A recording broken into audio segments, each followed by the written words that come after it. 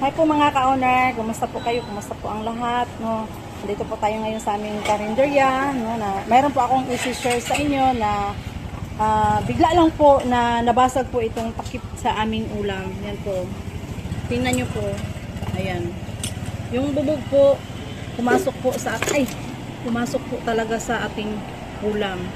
So, pag ganito po, ang nangyayari, tip ko lang po na mas mabuti po na itapon na lang po natin ang gulay. Ayan po. Pumasok po ang bubog sa gulay. Ayan po, no. So, hindi na po siya safety. Ayan. Nakakamatay po ito, mga ka-owner. So, wala po tayong magagawa, kundi itatapon po natin ang gulay, no. Huwag po tayong magsayang kasi po safety first po tayo, no. Nakakasira po sa kalusugan at pwede po tayong mamatay ng dahil lang po sa bubog. Yan.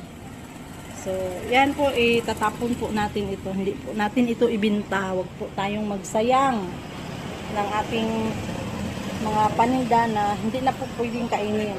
No? Nakakamamatay po ito. Ayan po.